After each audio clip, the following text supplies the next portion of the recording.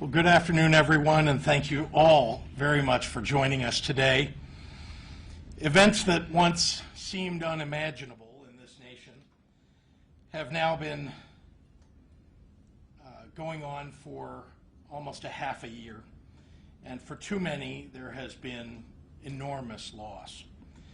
The COVID-19 pandemic is still very much a part of our lives, but despite its toll, Illinoisans have demonstrated an unsurpassed spirit of generosity and compassion for their friends and neighbors and their communities. And so many have met this moment and done so much good. 6 months ago, when the virus was just beginning to disrupt people's lives and so many were badly in need of assistance, I knew that we would need to offer not only help from the public sector, but also from the private sector. And so I called someone who I knew I could discuss the options with, my sister Penny Pritzker, who also happens to be the former U.S. Commerce Secretary.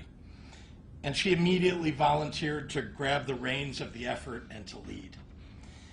Already the need was unfolding beyond a scale modern-day government had ever seen. And the best response would be all hands on deck, private and public efforts alike, to meet it. Penny's never heard of anything that she didn't do all the way. Within a week, this initiative had launched, and she had an incomparable job steering it, building a team, and raising tens of millions of dollars from individuals, from foundations and corporations, in record time. With that, the Illinois COVID-19 Response Fund was born, and it answered the call when our state needed it most and before the federal government had begun to help. When the family bills couldn't be paid, when people were trying to find connectivity for work and school, when pictures of empty grocery stores went viral on social media and paychecks were unpredictable. In no time at all, the fund was addressing the need, and donors were stepping up. To all the Illinoisans who joined this effort, to Penny and the Response Fund team, large corporate donors, family foundations, small businesses who stepped up to help their neighbors and each other out, every individual who gave what they could spare to help out those in need. On behalf of a grateful state of Illinois, thank you, thank you, thank you. With today's fifth and final announcement of $7.5 million in grants, the fund will have distributed over $30 million around the state, serving over 114,000 families in the first 3 rounds of funding alone. And importantly, that support hasn't just been fast, it's been smart, it's been fair and equitable. This final round of funding operated with an eye for the disproportionate burden that this virus has placed on the shoulders of communities of color, both financially and physically. In making its decisions about what supports to offer, the fund looked first at where there were a dearth of dollars already available. They quickly saw that only pennies on the dollar have historically reached beyond the Chicago region. So the fund intentionally directed significant funding to residents of central and southern Illinois. One of the grant-making working group members from downstate said, "Stories in our local newspapers show how the fund changed the trajectory for folks. Organizations here are grateful that they could participate." There are many stories of how the fund benefited those most in need, and I'm grateful to be joined today by 3 grantees of the fund to share their stories for themselves. Alexandra Sosa, the Executive Director of the Farm Worker and Landscaper Advocacy Project, which received a $900,000 grant to provide direct cash assistance to Latinx community members. Tracy Dace, the Executive Director of the Dream Opportunity Center, which received $400,000 for a workforce development initiative focused on serving Black families and individuals. And Elise Sawyers, Executive Director of Community Health Partnership of Illinois, and the recipient of the largest fund grant to provide healthcare services in rural communities via a mobile medical unit. Of course, we don't celebrate this fund in a vacuum. This pandemic is not over, and the need throughout the state is still great. I'm grateful to those behind this project and Illinoisans across the state for continuing to rise to meet this moment. To those who are still interested in giving, the Illinois COVID-19 Response Fund website remains a resource. There you can find a list of many of the great organizations serving communities in every corner of our state. More information is available on Illinois, that's IL, COVIDResponseFund.org. Let me say that again, IL, COVIDResponseFund.org. I also know that Illinoisans need space to grieve and to heal. And while the challenges visited upon everyday lives are many, the greatest pain of all is the human toll. Today we said goodbye to another 7 Illinoisans. May their memories be for a blessing. Such a loss has a profound impact on all of us. With many of our traditional methods of grieving and honoring those we lost put on hold by this virus, I want to invite everyone to tune in tomorrow to our second COVID-19 memorial, streamed live from Springfield at 6:30 p.m. In the meantime, let us find solace in the incredible commitment of Illinoisans to be there for one another. And with that, I'd like to turn it over to Penny Pritzker, the intrepid and successful leader behind the Illinois COVID-19 Response Fund. Penny? Good afternoon. I'm incredibly honored to have led the Illinois COVID Relief Fund team, and I'm also really pleased to be here today. When my brother first asked me to chair this effort, frankly, we did not know what was ahead of us. We did not understand the duration or impact of the pandemic.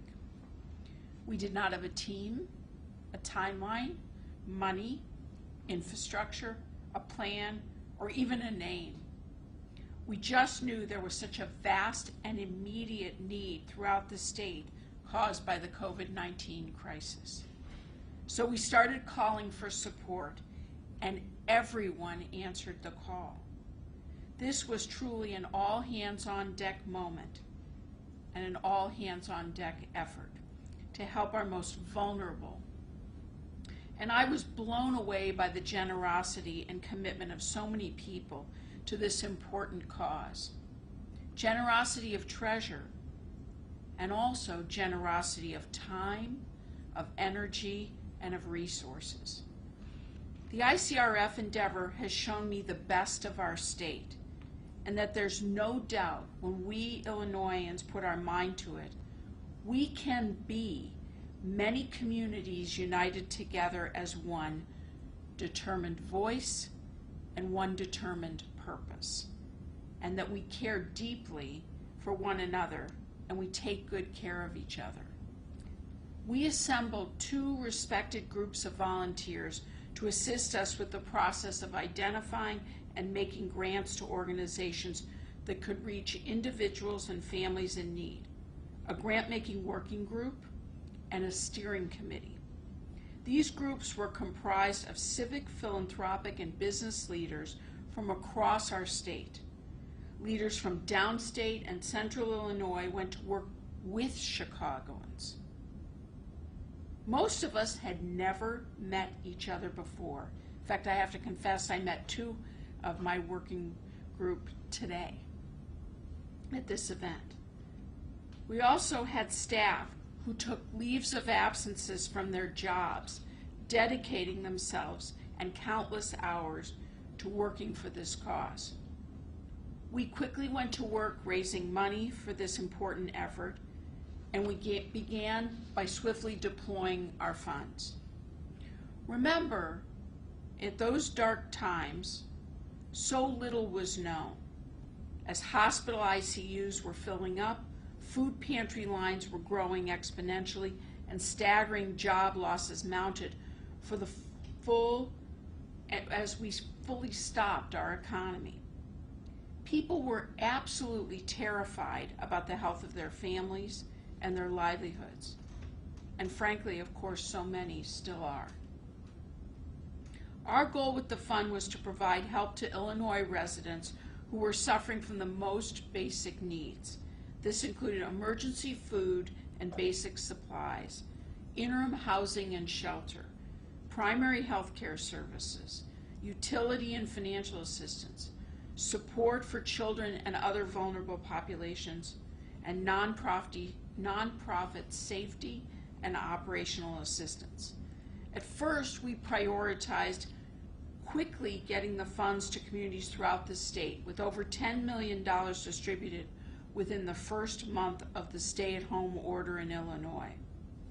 We did it by leveraging our trusted partners in the local United Ways and community foundations across our entire state, because they best knew the needs of their communities, and they best knew on-the-ground local organizations who could provide that assistance. In total, we distributed over $31 million to more than 1,650 organizations working on the front lines of compassion through direct and re-granted funds. So far, we know the fund has supported over 7 million meals to almost 200,000 families, provided over 19,000 families with direct cash assistance, assisted 8,000 families with utility assistance, and 5,250 families with short-term rental assistance. Individuals and families across the state were provided 4.8 million pieces of supplies. Families, emergency workers, and others needing a safe place to sleep were provided with 27,000 nights in emergency shelters and more than 11,000 health and mental health visits. These numbers will steadily grow as we receive reports from all of our grantees. In the beginning of this unprecedented crisis, when speed was the most important and it was critical for us to get to the most vulnerable in our society, and when uncertainty was the highest, our fund's resources filled that dire early funding gap. As the governor said, though, as time went on and we learned more about the impact of the COVID-19 virus, it became clear that some communities were disproportionately more impacted by this pandemic. So we found 5 demographic groups were most impacted, including the African American community, the Latinx community, seniors, the impoverished rural communities, and our significant undocumented community. So for our 5th and our final round of funding, which we're talking about today, we really homed in on the underlying systemic inequities that COVID laid all too bare. And racial inequity emerged as a further focus of our grant making. For the ICRF's 5th and final round of funding, we specifically sought out organizations that primarily, but not exclusively, serve Black and Latinx communities, and equally important, that are led by Black and Latinx individuals, or are in meaningful partnerships with such organizations. We wanted to lift up Black and Latinx leaders throughout the state that would help their local communities meet today's basic needs, while also creating a lasting impact beyond the life of the fund. In this round, we funded 7 organizations throughout the state that are already doing great work. And we believe they will continue to broaden and deepen their impact through these grants. As the governor said, 3 of these grantees are here today. Alexandra Sosa from the Farm Worker and Landscaper Advocacy Project, Tracy Dace from DREAM, and Elise Sawyers from Community Health Partnership of Illinois. Each of these grantees embodies our goals for this round.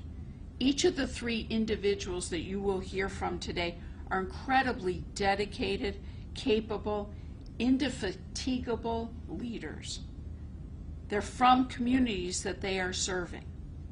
They are already doing critical work in their communities, and we hope that our grants from the Illinois COVID Relief Fund will be able to amplify their impact today and for the foreseeable future. So let's hear from them. And let me begin by introducing Alexandra Sosa, the Executive Director from the Farm Worker and Landscaper Advocacy Project, FLAP as we call it, to discuss the work of her organization and the impact it is having on people throughout Illinois. For more than 30 years, Alexandra has worked on community outreach and education for very low-income Latino immigrants. FLAP's mission is to improve working conditions for low-income workers and their households in the following industries: cannery, farms, greenhouses, landscaping, meat, nursery work, packing house work, poultry, restaurants, and snow plowing. Our ICRF grant will help support the organization's mission of supporting farm workers and the Latinx community statewide. So thank you, Alexandra, and welcome.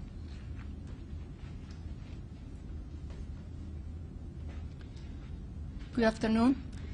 As a Latina woman, I know the struggling of our very low-income Latin community. I want to take this opportunity to thank you, the Illinois COVID Response Fund, for giving us the tools to fight this pandemic. Our very low-income Latin community is struggling. They are in the fields. They are growing the vegetables that we have every day on our tables. They are infected by COVID-19 because they are not able to work from home.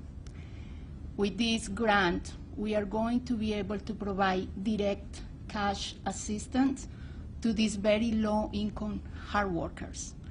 We are going to make a difference and provide the cash assistance directly to almost 800 very low-income workers, making an impact of almost 5,000 households. We are also going to distribute 100,000 community education on COVID-19 information and resources. We want to thank you so very much for the support. Muchísimas gracias.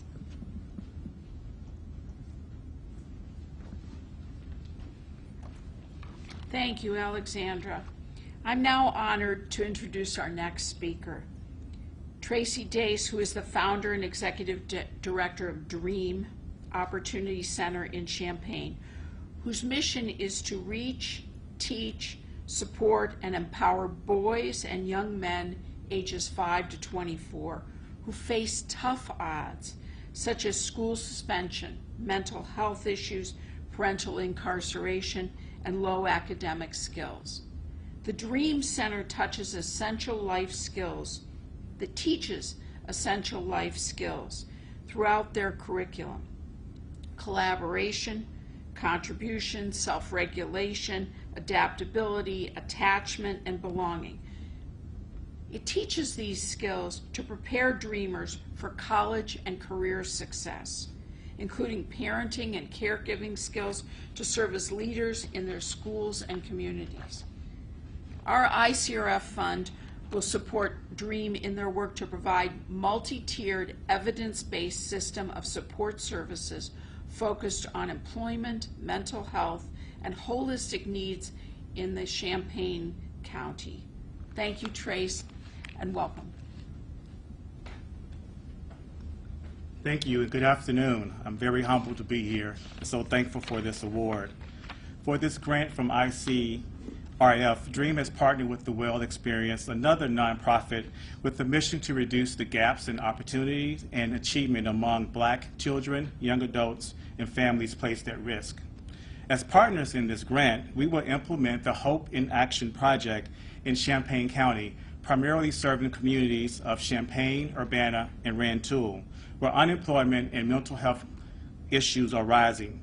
We will serve 300 participants through a multi-tiered, evidence-based system of supports and services that are accessible, coordinated, and take a holistic view of the individual and families.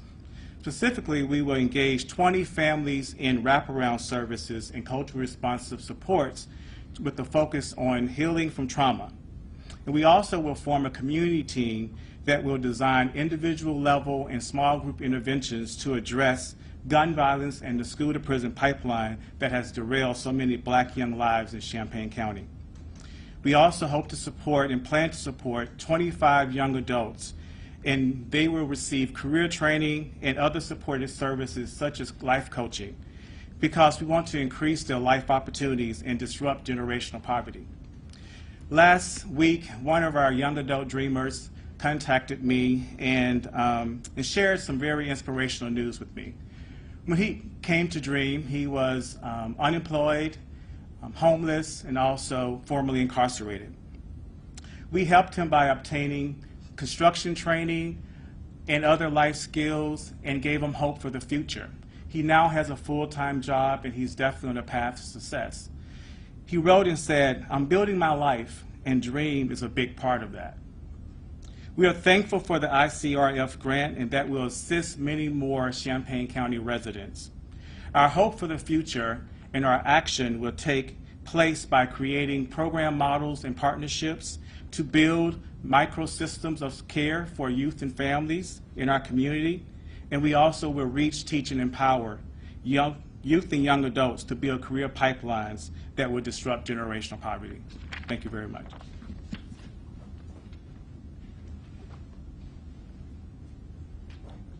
Tracy, thank you very much.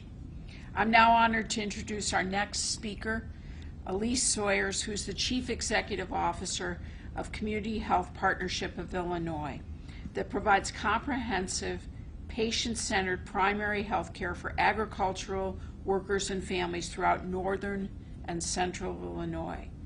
The ICRF fund will help support their work to provide a mobile medical clinic and telehealth resources for migrant farm workers and rural communities, specifically serving Champaign, Kankakee, LaSalle, and Peoria. Grant funds will also be used to expand their Mendota Health Center. Please. Good afternoon. Thank you, Penny. Thank you, Governor Pritzker. My name is Elise Sawyers. I'm the Chief Executive Officer for Community Health Partnership of Illinois. I joined the organization January of 2020.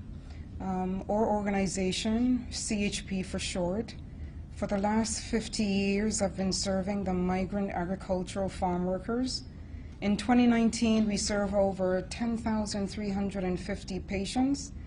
This year, just really looking at some of the social determinants of health and looking at the needs for transportation and what COVID-19 brought to us, we quickly identified the need to reach our patients where they are. We're very thankful on behalf of the Board of Directors staff of Community Health Partnership of Illinois. We thank you for this support. It will go tremendously a very long way as we will be able to go into the community, reach our patients, serve our patients, provide COVID testing, provide medical and dental care. As we have noticed and seen with and during COVID-19, our dental practice went to zero in terms of utilization. We're just now up and running. We're scaling at 30%. Being able to go out and reach our patients and provide telemedicine, telemedical, and tele-behavioral health, the mobile unit will go a long way.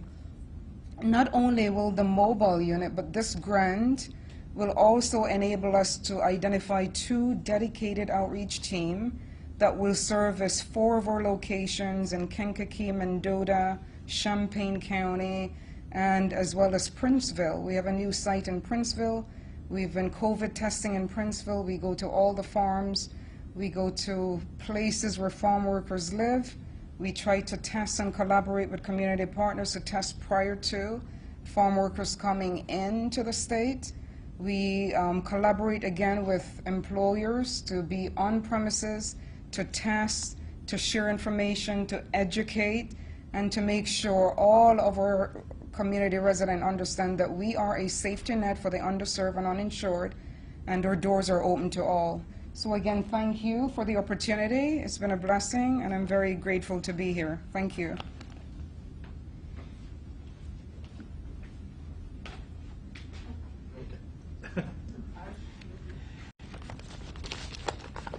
Always let your big sister go first.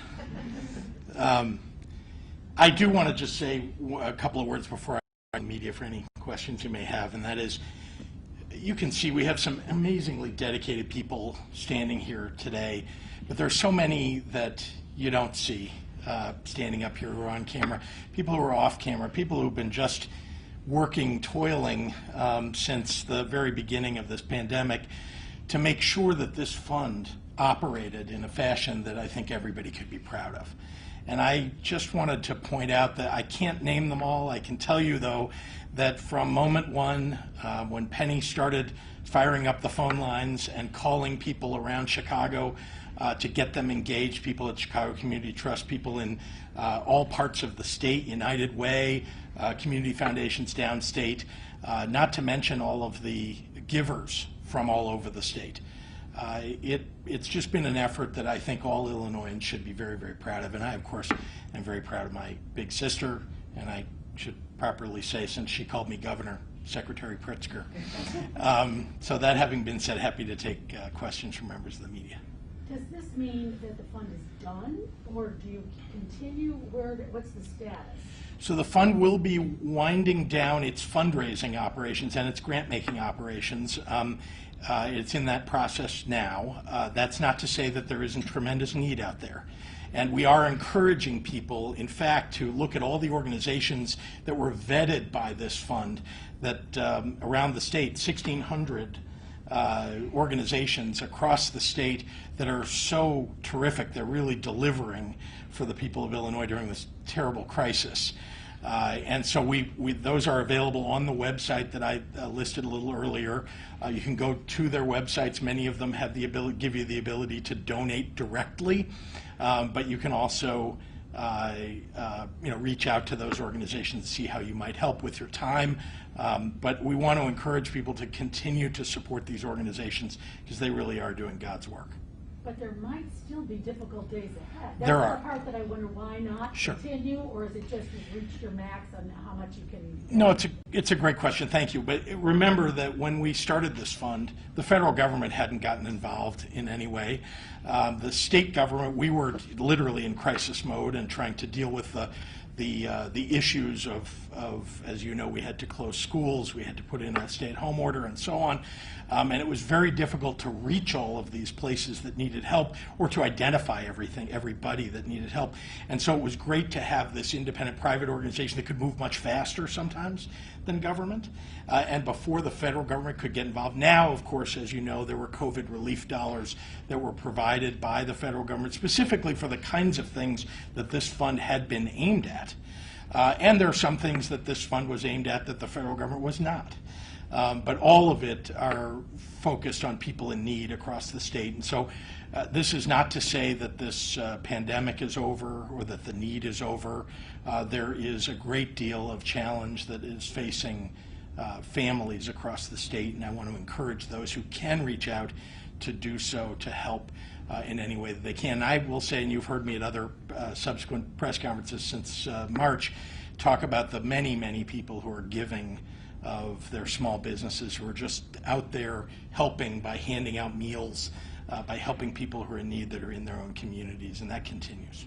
But at some point in time, you're going to need more federal aid. And what are any ongoing talks? I know Mayor Lightfoot mentioned today that she's still waiting to hear back from President Trump. Have you any communications with his administration, or are you relying solely on Congress and the Senate to pass another stimulus plan? Well, we're certainly dependent upon Congress to step up to the plate. You've heard me many, many times communicate about the need for state and local government funding, because it is through the government, as you know, the state government and local governments, that many of the services that people rely upon are provided. And I'm very, very concerned that our social services, our human services across the state will be diminished significantly if there's no funding provided. There was a lot of revenue lost as a result of COVID-19 all across the country. I just read an article about Florida and their $5 billion hole that they're trying to figure out how to fill. Not to mention in New York, it's something like 11 or 12 billion. California, I think it's reached almost 20 billion of need, and it's just happened all over the country, and I'm very hopeful that Congress will step up during this month of September, to do the right thing, and that the President will sign it. What's the whole here for Illinois? It's about $5 billion in this fiscal year. Governor, could I ask, related to that, Senator McConnell has put out a statement today, I'm sure you're aware of it, that he's moving today to put in position a vote on the Senate floor later this week on a bill that Senator Schumer and Speaker Pelosi say doesn't build the bill precisely in part because of what you just cited about state aid. What's your view of McConnell nonetheless says people need it, let's move forward on this, and we can take the state stuff later? Well, I think that Senator McConnell is not listening to the constituents in his own home state. His home state also has an enormous need. And what they're putting forward, if it doesn't have state and local funding involved, falls short of what's needed. And look, it's not just because we've got human service needs across the country that need to be filled. It's also because it will harm the economy of the country if there are massive layoffs that occur as a result of a failure of state and local funding. Let me just say one other thing. Big corporations all across the nation have received billions and billions and billions of dollars of aid. But now when it comes to the very social services, the very education, the frontline, first responders, our police and our firefighters, now they're going to fall short. Now they've decided that they want to tighten the belt and not give any more to help people. It seems illogical to me. One other, I'm sure you saw that there was criticism of the awarding of cannabis licenses. Would you care to respond to that, and again, that African Americans have been shortchanged is the complaint? Well, let me start by saying that the social equity focus of the cannabis industry and how it was created, this is a marathon. It's not a sprint. We've said that all along. We've had to, focus on making sure that at each step, the diversity that we all want, the diversity, the equity, the inclusion that we all want from this industry is in fact brought to bear. We know that the announcement of the applicants, that are going to be in the lottery has caused some confusion. But this was the process that was laid out by the legislation. And we also know that there will be changes and fixes along the way. There are about 400 other licenses that will be awarded. But just to give you a sense, in this round of licenses that were awarded, 100% of the finalists, the 21, are social equity applicants. 2/3 of the applicants were 51% owned by those who come from disproportionately impacted areas. 62% of the owners are controlled by people of color, owned and controlled by people of color. 20% of the owners are people who had been arrested or convicted of a crime that's now eligible for expungement under the law. So the law itself has a lot of good in it. It's being effectuated. This is one step along the way. As you know, there will be a study that's done about whether it's actually doing what we all want it to do. And I'm on board with, when people think about, are there changes that need to be made for the next rounds of licenses, that, we ought to work together to make sure that happens. Some are asking you to stop the lottery, not have it because they don't feel that it's fair. Would Sure. you consider stopping the lottery? Well, that's not something the law allows, but we'll certainly, as far as I'm concerned, we want the ultimate outcome, and again, I said this is a marathon, not a sprint. We ultimately want the outcome to be as we all have hoped and intended. I do want to ask, I've got former Senator Toy Hutchinson, who works in our administration and is, our leader on this effort. So we knew that this was going to be we're talking, right? We knew this was going to be an exciting time, but also a very, very disappointing time for the people who didn't make it to the final phase. We had over 4,500 applications for 75 licenses across 17 regions. So again, 4,518 applications for 75 licenses. There was bound to be a lot of disappointment for this first round, especially since it's a really incredible time to think about people who could see themselves being a part of this. So one of the things that was shocking when this all happened, or when it all got whittled down to these 21 entities, who could apply for up to 10 licenses apiece, who are in this final round, that over half of the applicants themselves in the final round are people of color. There's 0% people of color right now in the current industry, 0. And nationally, it's 4%. So when we think about where we're starting from and how far we have to go, and the fact that we built in the pause to make sure that if it doesn't do what it is we intend for it to do, that we would continue to make it better. 80 years of failed drug policy is going to be really difficult to do in one bill. But how far we've come in 9 months, we've expunged 10,000 criminal records. There's been the sales of this have been through the roof, in the middle of a global pandemic, which is targeted to those very same communities that are disproportionately impacted. And then we fight to get to this lottery round, this place in time where we'll see whether or not we can diversify the actual industry itself, targeting a population of people to see what kinds of demographics would come out of that. We ended up with 13 out of the 21 actually being owners of color. So, this is, we knew that this was going to create a firestorm. It's the thunder heard around the world. But we also know we can get to 500 licenses, and there's so much further to go. But can't you get a state rep to author a bill to, suspend the lottery system and do it a different way? Well, the lottery system is done based on the statute now and the rules that were done as to when you have to do it after, that happens. This is really designed to see how the process ends so that you can then be surgical in its repair as it's tweaking, as we're going. We have at least 2 more rounds of licenses to go. So the whole reason for the very small beginning with only 75 licenses was to figure out all the things that we thought might happen and to deal with the things that we never could have known what would have happened until you went through this process. We said that all along, like hard lid on the market if it doesn't do what it is we said it was going to do. And I'm just really looking forward to the time when we can understand all the pieces, understand exactly what happened, deal with this process as it is, so we can then go back to the legislature and change this historic legislation to keep getting better each time. Just at that point, and the governor earlier, a few moments ago, referenced tweaks and fixes. What, for example, are you looking at? What are the issues you're studying? Yeah. I think one of the first things is that, the sheer number of applications that we got, we need to put a limit on how many you can apply for at one time so that you can't have really heavy moneyed interest apply for way more than what, your regular folks can apply for. Like that's one thing. I think another thing is to go from just doing top scores to doing a cutoff score so you can also expand the pool that way. Again, things that we wouldn't have known how they shook out until we saw what happened as it shook out. So moving forward, a lot of people have some really good ideas about how to continually expand the base of people who've been historically locked up and locked out of this.